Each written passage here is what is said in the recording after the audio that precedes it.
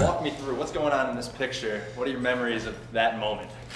Well, Ali fight was, I know that I did well for the Ali fight because you've seen worldwide, your name was made. And I did okay, I lost the decision, but that fight opened the door for me now that I never thought to be open before. So if I changed my life for me, fighting Ali. How did it change your life? Well, because you got recognized by so many people got a chance to see it.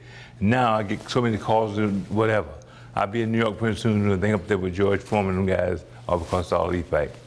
Joe Frazier, and I mean Ali, George Foreman, Holyfield, myself, and some other guy. We go to the Hall of the Garden, I think. When he's been sick for a couple of years now. Yeah. But when you heard the news last night, what was your initial reaction and thoughts? Well, it shocked me because I knew he was sick for a while, but from the dad, I could just, boom, it was gone. It was shocking and surprising, yeah. Ali was a good person, good to me, good to everybody. Yeah, I mean, he was such a huge figure on the world stage, but you're one of the few who really knew him personally. What kind of guy was he? What do you want people to know that we might not know already? Ali was a very kind-hearted fellow. He helped a lot of people. He did a lot of good deeds for a lot of people. He did a lot of talking and stuff, but he had a good, kind, good heart. I don't think you find a better guy than Ali, heart-wise, his heart and everything. You bring up the talking. Was he doing any trash talking that night? Oh yeah, he did some trash talking, but I knew it. See, I met Ali in '73. We were friends. I knew how he was gonna carry on. He's doing some trash talking, but he did it well. I kept staring him down. Boudin said, "Hey, champ, it'll be a long night." You got that right. Is that what you said to him? Yeah. Right. Boudin said, "Hey, champ, it'll be a long night." You got that right. And that was it. What did he say to you? Anything in the ring? Oh, he tried to talk. I knew Ali too well, quite well. So he tried to get my battle plans all screwed up. Get my mind on this concentrate on trying to make mistakes, whatever. He tried to talk to me, what he gonna do to me, this and that. But I knew him from before, see, from the year '73. I fought him in '77. He was like a master of psychology and getting in a guy's head, right? Yes, he could. He get most of the guys, he beat him with a guy in the head before the fight. He was already beat. Because he got the guy in the head. I've won him before. I've seen him operate, so I knew what he tried to do. So he didn't work on me that night. Didn't he make up a nickname for you? The Acorn. What was that about? Well, because my head is shaved, so he called me the Acorn. He gave everybody a name. He called me the Acorn because I shaved head. Yeah. And when you got to be on Sports Illustrated, Ali's desperate hour, it's like he's almost the loser. Even though he won the decision, it makes it seem like he's the loser in it. What do you owe in your career to him? Well, Ali, I got, like I said, worldwide exposure. Changed my entire life after that, with him, okay? So, excuse me, sorry. That's fine. Thing is so. Take it, cut it off, okay. Thank you. So this cover really changed your life? Yeah, it really changed my life because it went all over the world. I had so many people sending magazines, and look at it, like Sports Illustrated magazine, I signed 2 of them, $7,500 a piece in Europe, I got for them. Yeah. So he helped me out too. Yeah, absolutely. Had you spoken to him at all in recent years? I spoke to him not too long ago. Yes, well, not to him. I spoke to his nurse, because he couldn't talk. But she said he smiled and said, "Hey," but I didn't speak to him personally. But we usually kept in contact over the years, though. I guess the last thing I want to ask you, we know how much he meant to the sport of boxing. Yeah. But to be in that boxing fraternity, to be a boxer yourself, what did he mean to you guys? Not just the fans and the world, but to be a fellow boxer, what did he mean to that? Well, Ali, if you fought Ali and kept your name clean, you've made it for life. Ali had made my whole career for me, fighting Ali and going 15 miles, and I kept my name clean and it worked out well for me. So what are you going to miss the most about him? Huh?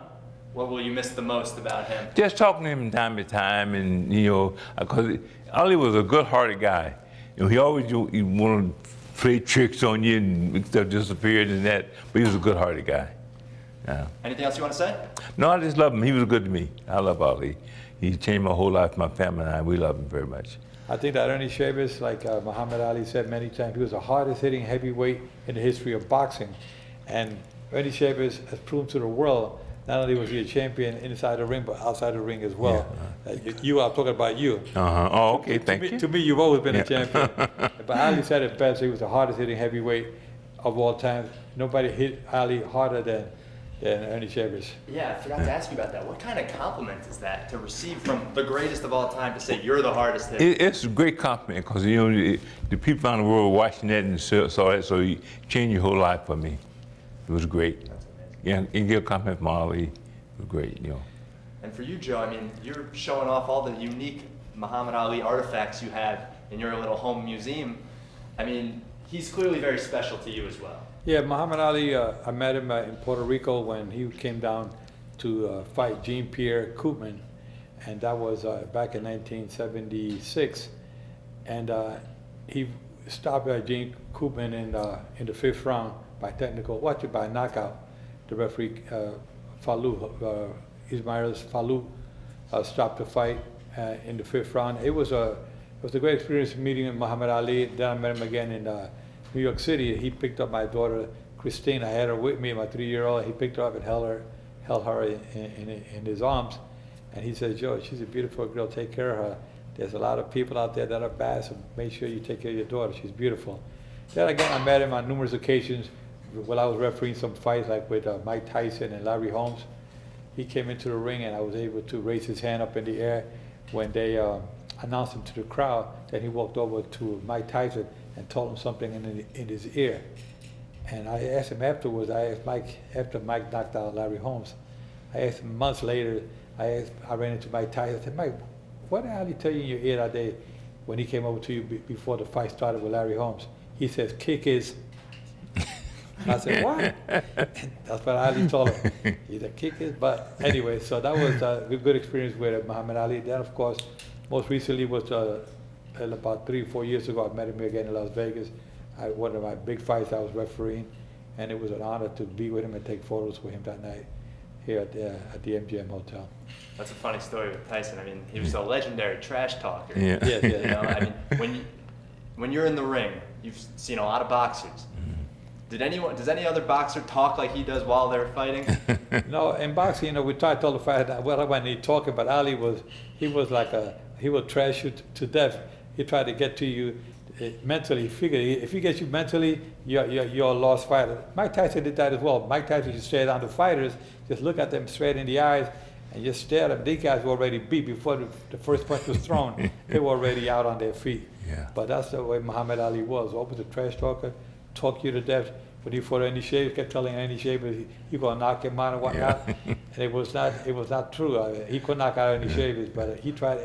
He figured, I can't knock this guy out. He's the hardest hitting heavyweight. Let me see if I can get to his head and scare him to death. So this way, you know, he would have just lose that way. But Ali was a gentleman. He was a kind-hearted individual, loved by everybody around the world. Talking about legends. You see that in the dictionary, the word legends, you see a picture of Muhammad Ali. I was at a local boxing gym yesterday, Johnny Tacos on Charleston. I was down there talking to one of the coaches. And me personally, I don't know that much about the sport of boxing, but he said that Ali's just raw ability and talent, just unmatched. Like no one today is even close to his speed and footwork and all of that. I mean, can you speak to that a little bit, his actual technical ability in the ring? Sure. And Muhammad Ali was a fighter that had skills of none. There were no other fighters in boxing that had the skill that Muhammad Ali. He had the footwork. He had the speed. He can get out of away from. He can dodge punches. He stay in front of you. You could throw him 50 punches. You couldn't touch him. That's how quick he was. He used to tell you, "You want to see my jab? See how fast it is?" And the guy said, "He said, want to see it again?" That's how fast he was. I mean, he was like, "Don't punch it." He said, I'll show you. You know, he would throw him out there.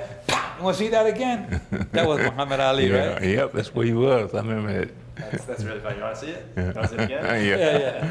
That's a good one. All right. Well, I'm going to get some more pictures of your stuff. Is there anything else you want to say? No, okay, yeah, I will say something else. Sure, go ahead.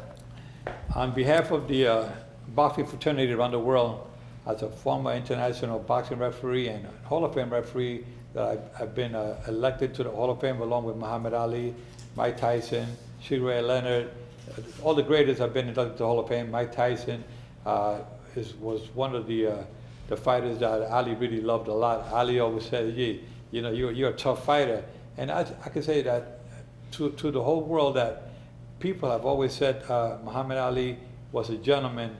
He was very caring, very loving, and he has his beliefs with his religion of not going toward the Vietnam era, and he got taken out of suspended from boxing for 3 years until the Supreme Court ruled it. It was they ruled it clear for him to fight again, and he was inactive for about 3.5 years, and that was in the prime of his career, and he still comes back when he was 30 years old and wins the heavyweight championship. He conquered the heavyweight championship on 3 occasions. He would truly be missed by everyone around the world, because whether you're a fight fan or not, everybody knew who Muhammad Ali was. May his soul rest in peace.